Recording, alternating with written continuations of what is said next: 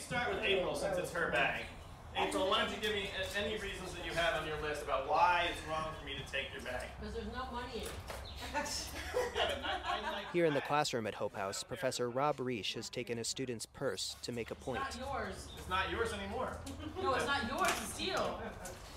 Well, Why is it wrong to steal? Sherry, Joy, Kelly, and their classmates are not typical Stanford students, and they do struggle, but they also bring an attitude that the teachers and assistants find refreshing.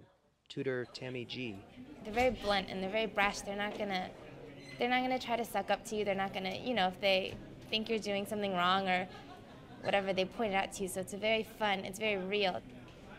I mean, Professor Satz and Professor Reish, they're very respected professors at the Stanford campus, but the first time they went in, Professor Satz was saying something, and one of the women was just like, "I don't think you're right. I think you're wrong, Deborah." And everyone I was just sort of, wow, I would never hear that.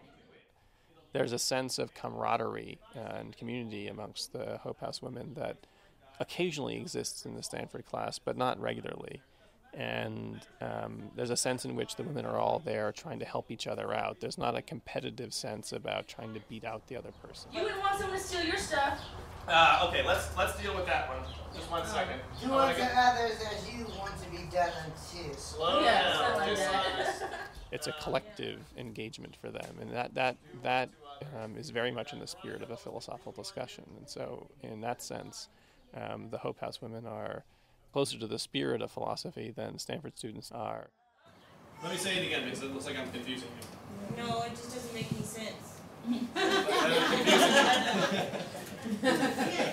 The women are also candid about their pasts, their experiences of poverty and crime, which can bring a philosophical discussion crashing right back down to earth.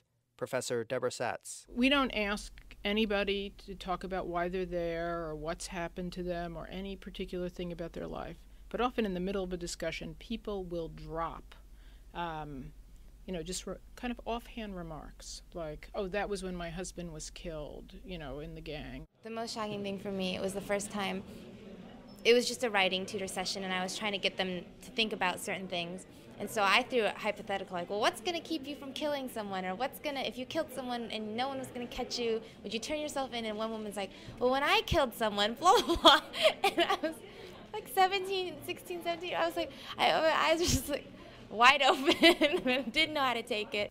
Once we were talking about the famous trolley problem in philosophy, and, what to do if the workmen don't hear the train, and you can't warn them and you're going to kill them if you don't switch the track, but then other people will die. And one woman said, well, I lived by a train track for 15 years. I was homeless and I slept on the tracks, and you always heard the train coming. And you don't know what to say. I mean, and so you don't want to not respond, but you don't know how to respond. And also responding too much then takes it away from the discussion of whatever else we're discussing. So that has been a challenge. For the tutors, Stanford students like Tammy and Mariana, the women's stories are a window to a very different world. You hear these stories about, crazy stories about women, being raped, and, how, at that very early age they turned to drugs, and, well, these women had these lives. And so it really kind of put names and faces to stories that you hear about growing up as a child, but not knowing. I almost died. I got shot. And I went, they was giving me all this morphine, so when I got out, they didn't want to give me anything, so I started using heroin for the pain. Of course, I got addicted and blah, blah, blah. But I wanted to become a professional choreographer. That's what I wanted to do. Like dance? Yeah. A lot of us find it very difficult to imagine why anyone would be in that situation. How could you possibly, I think that as educated as we all are, we don't understand that addiction is not something that allows for autonomy. It's no longer a choice. I wanted to run track, I wanted to do all that, but I don't know, the choreographer would have been pretty nice.